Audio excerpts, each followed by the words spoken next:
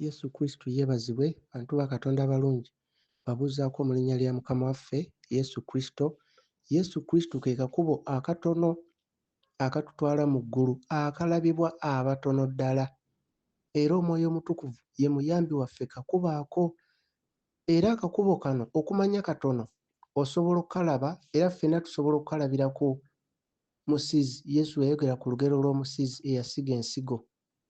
Ensigo endala ne zigwa mu maggwa tezaakula, ensigo endala n'egwa ku lwazi teyakula, ensigo eyagwa ku emabbali g'ekkubo teyakula, naye ensigo eyagwa ku ttaka eggimu. Kati olaba nti ensigo ezisinga obungi tezaakula, naye omusizi ye yasiga. Era ne tumanya nti ensigo eyagwa ku ttaka eggimu ye yakula, ate n'ensigo eyakula nayo n'evaamu awalala 3, awalala 6, awalala 100. Kitegeeza ebigambo ffenna tetugenda bitegeera kye kimu, tugenda bitegeera mu ngeri ya njawulo. N'olw'ensonga eyo tetulina kwenyigira mu kuwakana, tetulina kwenyigira mu kufuba nnyo ffe tukakase abantu, kubanga ensigo enaasanga ettaka eggimu egenda kkula, ensigo enaagwa mu maggwa tegenda kkula, bw'enaagwa ku lwazi tegenda kkula. Kati ekigambo kya Katonda y'ensigo.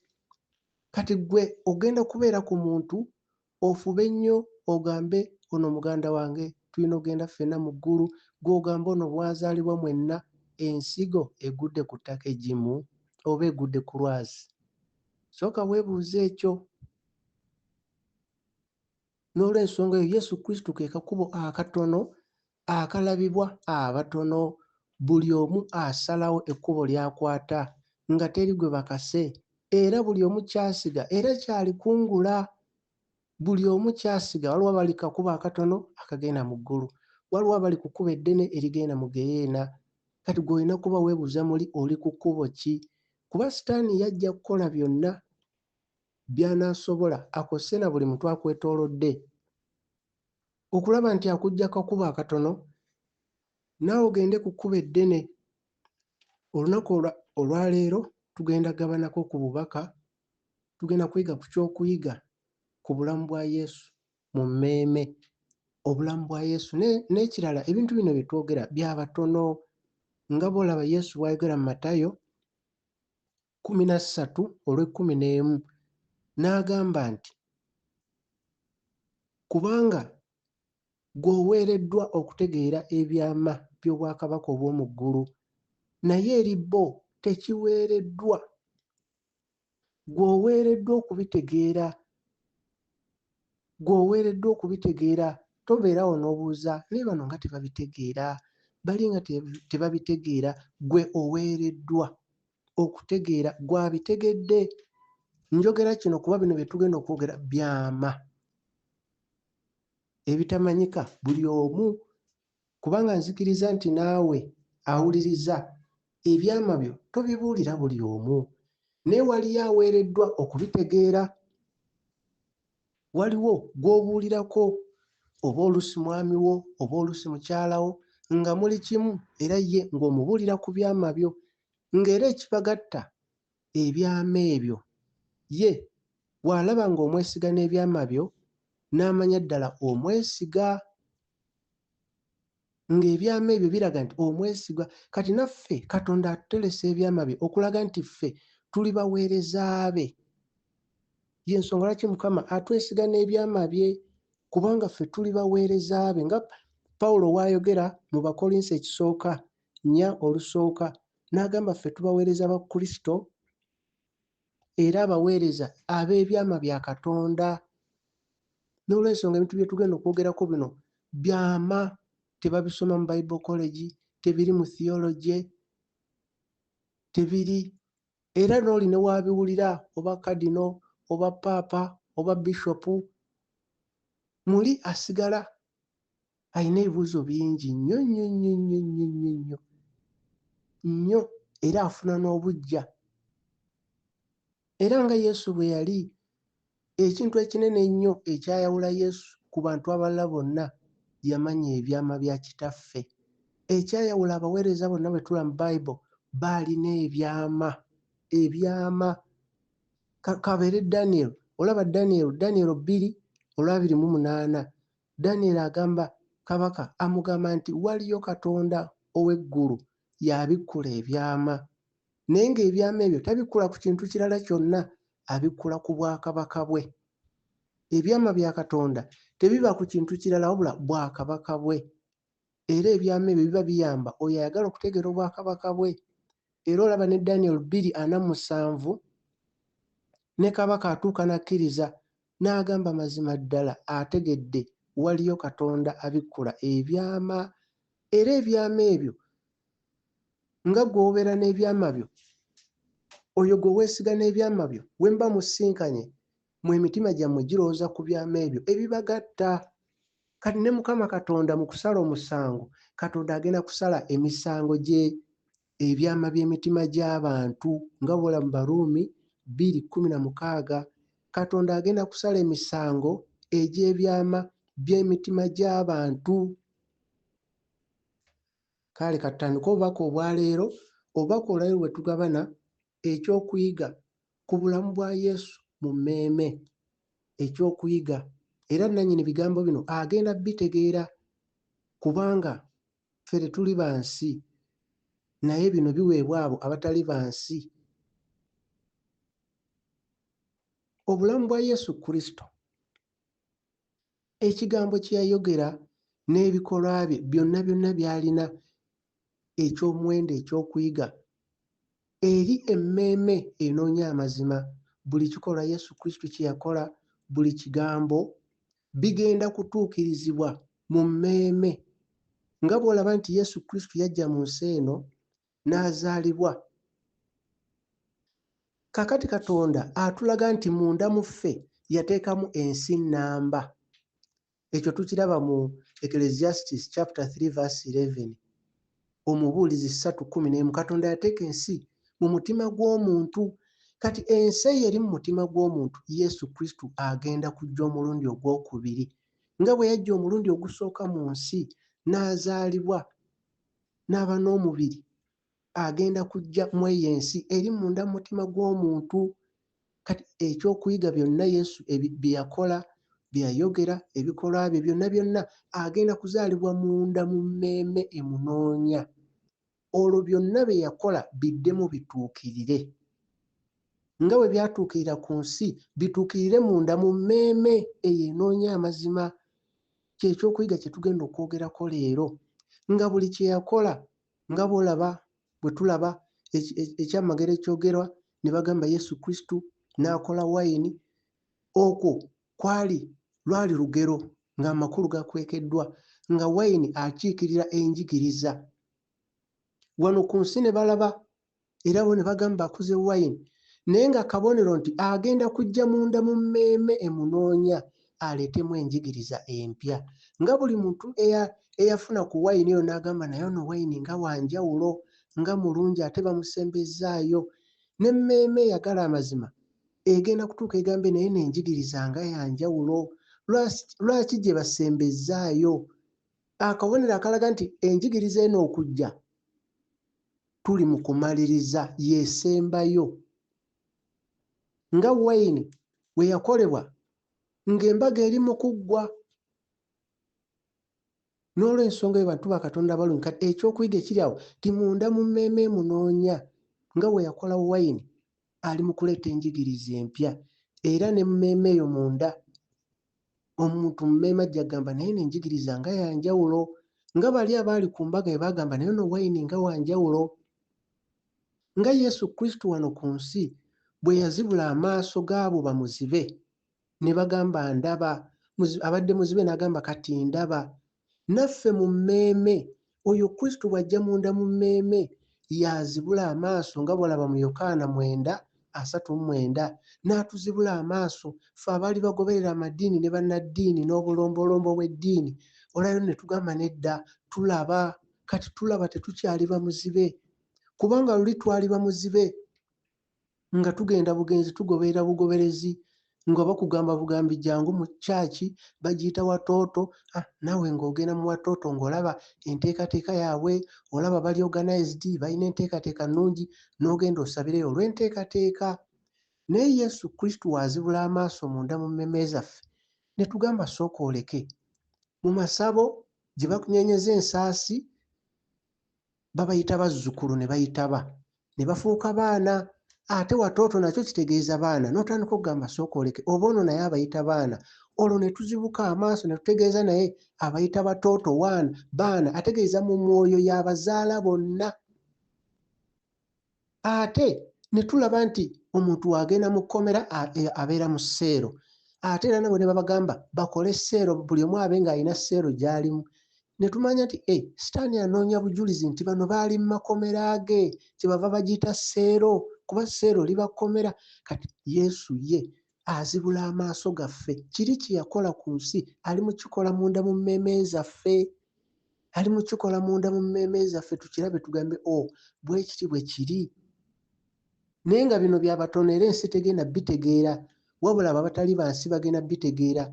Naye abali mu ddiini bo tebajja bitegeera era tebagenda kwebuuza kibuuzo. Naye ffe baazibudde amaaso. Buli kye tulaba okubikkulira Mukama agenda kuba atubikkulira mu ngeri ey'enjawulo. Ensi ejja kuba edduka kugenda mu makanisa, mu bizimbe, kola overnight. Naye nga ffe omwoyo atugamba naye sooka oleke. Abaabya ennyimbe bazaabya Lwakutaano ekiro. Lwaki ne overnight za kiro era Lwakutaano?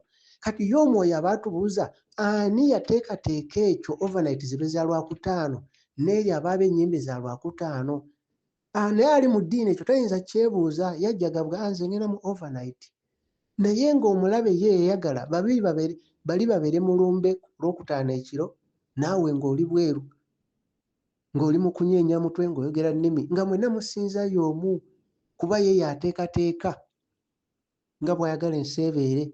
N'amanya nti Abakatuliki baba basiiba mu mwezi gwabwe Lenti, n'agala n'abalokole nammwe musibe, n'Abasiraamu, naye nga tebeebuuza lwaki bonna basiibira kumu. Kitegeeza gwe basinzayo omu. Kati nga bo tebayinza kwebuuza. Naye ffe omwoyo atubikkulira ne tugamba sooka oleke, kino kiri bwe kiti. Ate bye twogera abalala ne bibanyiiza nnyo, ne bagamba oyo ayogera atya ku kusiiba. Tebamanyi nti kye boogera ekyo Yesu oyo yagamba ba disciples be obutasiiba. Tebamanyi nti nga bwe bali mu kukyebuuza kabonero akalaga nti tali mu bo, kuba singa abadde mu bo ng'era ba disciple be, ate ba disciple be teyabakkiriza kusiiba. Era n'annyonnyola Isaaya mu Isaaya 5:8 n'agamba okusiiba ye kwe yalonda kwagala. Kati bino ebintu kyenavudde ngamba bya batono. Era nga bw'olaba ensigo omusizi, ezimu zaagwa mu maggwa tezaakula, ne zigwa ku lwazi tezaakula, n'egwa emabbali w'ekkubo teyakula, okuggyako eyagwa mu ttaka eggimu. Kati weebuuze munda mu ggwe ensigo egwa ku ki? Oli ku lwazi, maggwa, bali wa kkubo oba ettaka eggimu? Ate n'ettaka eggimu zonna ensigo tezaavaamu kyekimu, endala zaavaamu 3, 6, endala 100. Era olina okwenoonya ogambe nze ndi ludda wa? Bino byama nannyini byo agenda bitegeera. Tuli mu kwogera ku bubaka, tuli mu kwogera ekyokuyiga ku bulamu bwa Yesu mu mmeeme, ekyokuyiga kubanga bwe yazaalibwa wano ku nsi byonna ebyaliwo, ebikolwa, ebigambo byonna biri mu kweddamu buto munda mu mmeeme, kuba munda mu mmeeme y'ensi Katonda gyeteeka mu mutima gw'omuntu, nsi nnamba. Kyovula mu mmeeme mujjamu ebintu bingi nnyo, nsi nnamba, byonna bye wakola, bye walaba, obulamu bwo bwonna bakulaga emmeeme, weeraba okuva bonna buli kimu, nsi nnamba. Era weeraba gye watambulira, gye wayitira, nsi nnamba. Kati mu nsi eyo eri munda mu mutima gw'omuntu, Yesu Kristo ajja omulundi ogwokubiri. Naye ng'ajjanga bwe yajja ogwasooka n'azaalibwa, buli kimu ekyaliwo kigenda kweddamu munda mu ffe. Abali mu mwoyo bagenda kuba babiraba, omwoyo ng'abalaga. Era bw'oba otuuse mu ggulu ogenda kwewuunya nga bakubuulira okuzaalibwa kwe, bakulage amakulu kwe gaalina munda mu mmeeme. Kubanga otuuka mu ggulu bajja kukubuulira buli kimu ekyokulabirako nga bwe yazaalibwa nti teyazaalibwa mu bizimbe ebizimbibwa n'emikono gy'abantu. Yesu Kristo yazaalibwa mu mpuku, waliwo nsolo zokka ne wabawo n'abantu abatono ddala ddala, naye ensi teyamanya. Kati kabonero akalaga nti ne mu kujja omulundi ogwokubiri tagenda kujjira mu bizimbe, agenda kujjira mu nnyumba ye gye yeekolera, si mikono gy'abantu. Kyovola Yesu Kristo yazaalibwawo mu mpuku nga waliwo nsolo ze zaaliwo mu bungi okusinga. Abantu baali batono naye ensolo ze zaaliwo. Kyovola bagamba mu kiraalo kuba waaliwo nsolo. Kabonero akalaga nti naawe Kristo ng'ajja munda mu mmeeme zaffe, obutonde bwonna bugenda kutegeera. Ebitonde byonna bigenda kutegeera ze nsolo ezaaliwo, era abantu batono nnyo abagenda okutegeera nga wolaba nti naye okuzaalibwa kwe baali batono. Nga wolaba nti baali babuliddwa we bayingira, baali babuliddwa abaaniriza bagendewo ne bagenda mu mpuku. Kabonero akalaga nti ensi tegenda mumwaniriza, era tagenda kuzaalibwa, tagenda kulabikira mu bizimbe ne mu madiini abantu gye bamulooleza. Kati abantu bo basobola okuwakana, basobola obutabitegeera, naye nga bwe kyali bwe kiriba, nga bwe yayogera buli kigambo kirituukirizibwa. Buli kantu konna akatono akaaliwo mu bulamu bwe mu kuzaalibwa kwe kagenda kweyoleka munda mu mmeeme y'oyo anoonya amazima. Nga bwe yawonya abalwadde, bw'agenda okuwonya obulwadde bwa mmeeme, emmeeme y'eba endwadde. Obulwadde buba mu mmeeme, ekibi kiba mu mmeeme. Ekyo Yesu Kristo ky'awonya, si guno omubiri ogugenda mu ttaka. Luli lwali lugero, parable, nga lulanga ebigenda okubeera mu mmeeme, kuba ffe tuwangula mmeeme, tuli soluwina. Nga bwe yagamba nti ali ku luggi akonkona, ali ku luggi, ali ku mmeeme. Obubaka bw'aweereza bwonna bwa mmeeme kuba gy'ayagala okuwangula. Nga bwe yagoba emizimu, era egyo emizimu n'ekizikiza kigenda kuva mu mmeeme, si mu mubiri, mu mmeeme emizimu mwe gyekweka.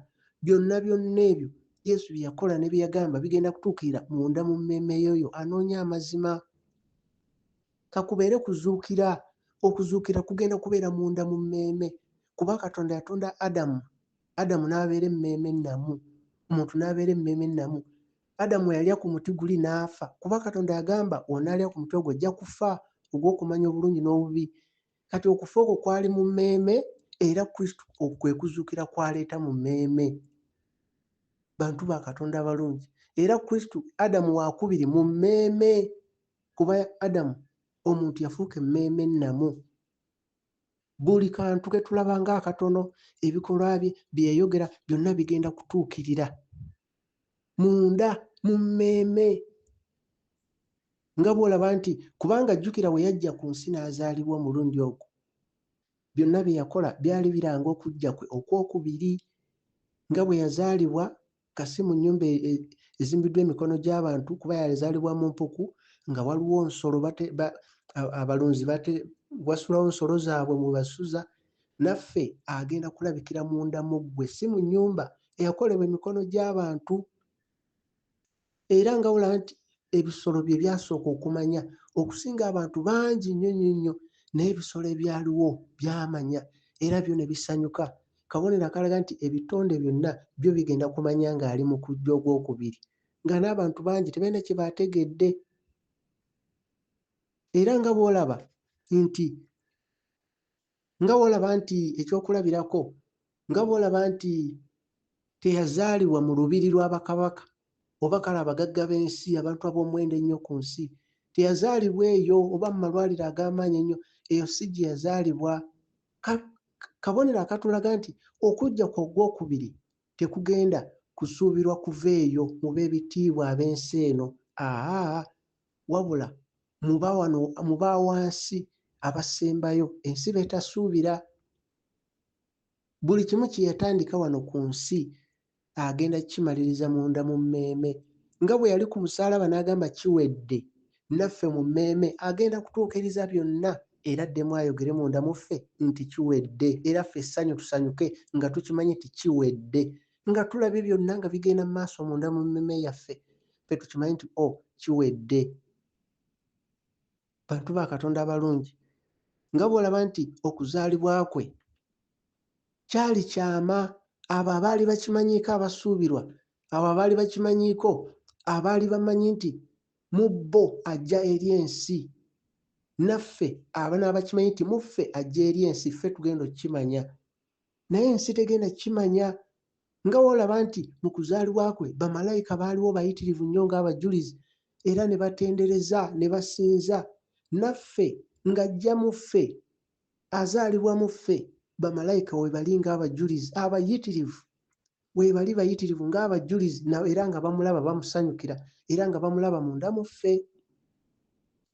Nga bw'olaba nti bwe yazaalibwa yakyusa emitima, nga bw'olaba omutima gwa Cornelius ne gukyusibwa, era naffe munda mu ffe agenda kukyusa emitima.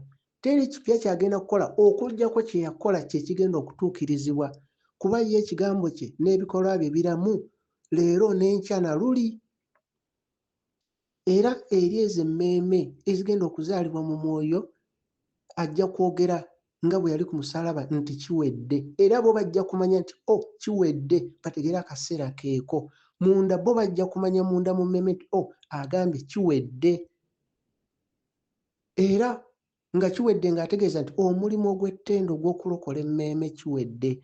Naye eyo emmeeme ejja kumanya, eyo emmeeme eri mu kuzaalibwa omwoyo egoberera ekitangaala ejja kumanya nti ddala ddala kiwedde. Eyo emmeeme n'abo be tuligabana nabo era ne bakkiriza, bo bajja kumanya munda mu bo nti mazima ddala kiwedde.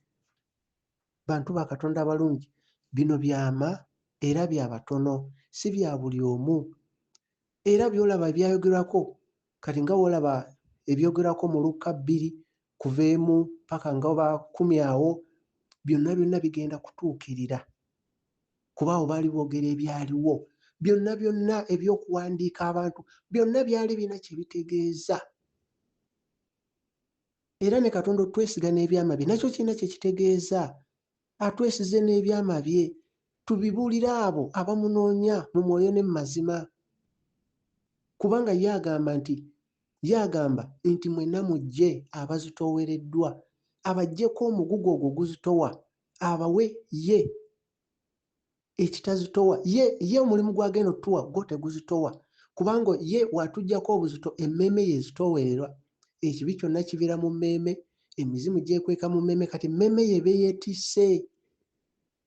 Era omubiri we baguteeka mu ttaka, emmeeme ye esigalawo n'obuzito bwayo. Kati Yesu Kristo yagamba tujje gy'ali abakoye n'abazitoowereddwa atutikkule obuzito obwo. Kati watutikkula ye yatuwa ekitangaala. Kati ekitangaala tekizitowa, kiri light. Kati ekyo kyatutika kiri light, nti tekirina buzito, kiri light, kiwewuka. Bantu ba Katonda abalungi, ye Kristo kyatutika kitangaala, kiri light, kiwewuka, tekizitowa. Ate ekitangaala ekyo kigoba ekizikiza, kuba ekizikiza kye kizitowa. Ye ali mu kujja mu babe, era abaana be bagenda mmutegeera. Ababe bagenda mmutegeera. Era nga bw'olaba, kati ekyokulabirako, bw'osomanga mu Luka 2 va ku lusooka paka ku lwokusatu, ojja kulaba nti Yesu Kristo yazaalibwa ne balangirira kwegamba balangirira ensi yonna yonna nga bagenda kusolooza omusolo mu nsi yonna, in the whole world. Ekyo ekintu kyali tekibangawo. Baasoloozanga omusolo mu bitundu bitundu, naye wano baalangira nti mu nsi yonna yonna, the whole world. Kuba oyo Siza yali afuga nsi yonna. Kyekyo kyolaba mu Luka 2 okuva ku lusooka paka ku lwokusatu, ne balangirira ensi yonna basolooze omusolo ensi yonna. Kati obwetaavu bw'okusolooza omusolo bwe bwali bwetaagisa buli muntu yeewandiise, basooke kuwandiika bantu, ng'ate olina kwewandiisiza wammwe, ng'amakulu agaali muno ag'okuyiga, Katonda yali ayagala okuzaalibwa kwa Yesu Kristo kujjukibwe, ate ebyawandiikibwa bituukirire. Nga gye baawandiika nti ajja kuva Bethlehem, era ebaagamba okuwandiika okwo ojja kulaba mu Luka 2 okuva ku lusooka paka ku lwokusatu, ojja kulaba nti we baalangirira okuwandiika okwo, Joseph, kuba mu kiseera ekyo Joseph teyali mu Bethlehem.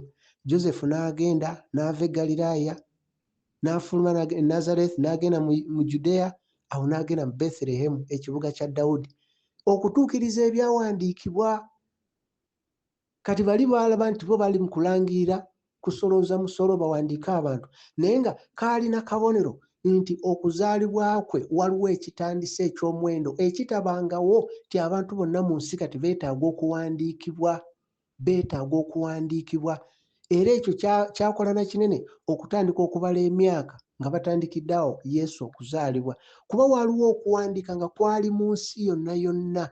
Kati kyali kintu kya muwendo nti kyaleetera okujjukira n'okutandika okubala nti ye lwe yazaalibwa, ne batandika okubala emyaka, ne batandika okuba nti bajjukira, kubanga kwe kuwandiika okwasooka nga kwa kusolooza musolo mu nsi yonna yonna, kubanga kyali tekibangawo.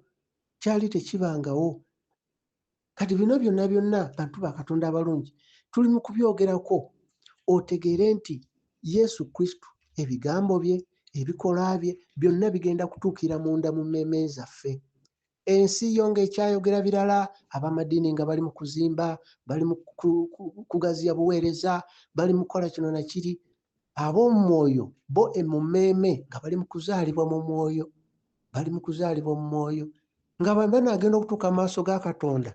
Kuba jjukirayo Katonda atugamba agenda kulamula ebyama by'emitima gy'abantu nga bw'akyogera mu Baruumi 2:16. Kati abantu bangi bajja kutuuka mu maaso ge ng'ebyama bye bamanyi ku Katonda, emakanisa, bulanki ze bazimbye, amatabi, nga bye byama byabwe. Naye ffe ebyama byaffe bigenda kuba birala, nga ne bamalayika bye bamanyi naye byamanyi, nga bikwatagana n'ebyawandiikibwa byonna, ate nga twafuna okubikkulirwa, kubanga ffe tuli baweereza ba byama bya Katonda, nga Pawulo we yakitegeera mu Bakolinso 4:1. Ffe tuli baweereza ab'ebyama bya Katonda. Era Katonda waba akwesize n'ebyama bye, kabonero eryo yamunoonya ategere nti ono muweereza wa Mukama. Ekyo Pawulo yakyogerako mu Bakolinso 14:25. N'ayogera ku byama ebyo, n'agamba ebyama eby'omutima bwe bimanyika bireetera omuntu okugwa wansi n'asinza Katonda. Era n'agamba munda mu ye nti mazima Katonda ali munda mu ggwe, Katonda ow'amazima. Kyo Pawulo yakitegeera n'akyogerako mu Bakolinso 14:25. Kati tuli mu kwogera olwaleero ku ky'okuyiga ku bulamu bwa Yesu munda mu mmeeme. Nga bw'olaba nti Yesu Kristo bwe yazaalibwa, olaba kati nga mu Luka 2 ku lw'omunaana paka 12, olaba nti abalunzi b'endiga baali ku ttale nga balaba, nga beetegereza, nga bakuuma ekisibo ekiro. Kati kano akabonero akakulaga nti abalunzi bo baali ku ttale, tebaali mu bizimbe, nga bali mu kulaba ekisibo, tebatunudde bizimbe, bo batunudde ekisibo ekiro. Kati bino byonna birina kye bitegeeza, era bo bennyini ne babikkulirwa, obubaka ne bubatuukako, malayika n'ajja n'abagamba azaaliddwa mu kitundu kyammwe kino. Naye abalunzi bano ekyenjawulo, bo baali batunula nga bali ku ttale. Luka 2:8 paka 12. Bino ebigambo nannyini byo ajja bitegeera, era atali nannyini byo tagenda kubitegeera, kuba munda mu ye temuli kifo kyabyo. Kati olw'okuba nti baali wabweru obudde obw'ekiro nga bali eri ku ttale, kabonero akalaga nti nno baali, kubanga ekiro kitegeeza obudde obw'ekizikiza, kitegeeza baali ku nsi kuno okuli ekizikiza, naye bo nga bali mu kutunula, balinda. Era malayika n'ajja ne bagamba azaaliddwa. Era bo ng'amaaso gaabwe bagatadde ku kisibo, ku ndiga, si ku bizimbe, si kukula buweereza, wabula baagateeka ku ndiga. Era abalunzi bano bo baategeera ku mawulire g'okuzaalibwa kwa Mukama waffe Yesu Kristo. Naye be baali abatono, kubanga baasangibwa mu kifo ekyo kyennyini we yazaalibwa, ng'era nabo we baali ku lusozi waggulu. Era bwe babagamba ne badduka ne bagenda ne bayingira munda we bateeka endiga we zisula, era ne basanga omwana ng'azaaliddwa. Amawulire amalungi era ne bagategeera. Bantu ba Katonda abalungi, n'ekirala kati eri ffe we tufuna okubikkulirwa, bantu ba Katonda abalungi, nga bino bye tugabana n'ebirala, we tufuna okubikkulirwa, munda mu ffe tufuna essanyu, mu mmeeme owulira emmeeme nga eri mu kubuukabuuka esanyuse nga wano mu mubiri wo n'abuukabuuka olw'essanyu, n'emmeeme wefuna okubikulirwa esanyuka nnyo okubikulirwa ku bulamu bwa Yesu, ku kuzaalibwa, ku bigambo bye, ebikolwa bye. Ffe twewuunya nnyo munda mu mmeeme zaffe kuba tuwulira obulamu mu mmeeme, kuba Yesu Kristo bwe bulamu naye obulamu buba mu mmeeme. Ge mazima era eri emmeeme, kye kitangaala era eri emmeeme, si mubiri guno. Kati ffe twewuunya nnyo ate ne tusanyuka.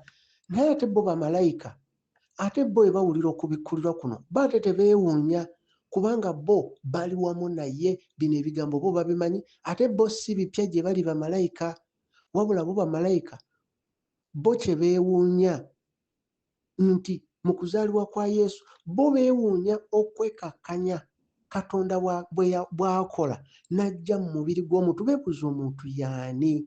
Ekyo tebalekerawo kukyewuunya, bo basigala kye kibeewuunyisa ne bagamba naye omuntu y'ani? Katonda n'amuyita omwana we. Kuba ku bamalayika bonna newankubadde balaba nga b'amaanyi okusinga omuntu, bakiwago, naye balaba omuntu ne beewuunya ne bagamba omuntu ono y'ani? Kati bo ekyo kibeewuunyisa ekirala kyonna ne beewuunya Katonda okwekakkanya n'ajja mu muntu ate n'amuyita omwana we. Kuga Katonda n'atatunuulira bitiibwa bye n'amaanyi ge, wabula Yesu n'ajja n'akkakkana okwekakkanya. Kati bo bamalayika ate ekyo kye kibeewuunyisa ennyo.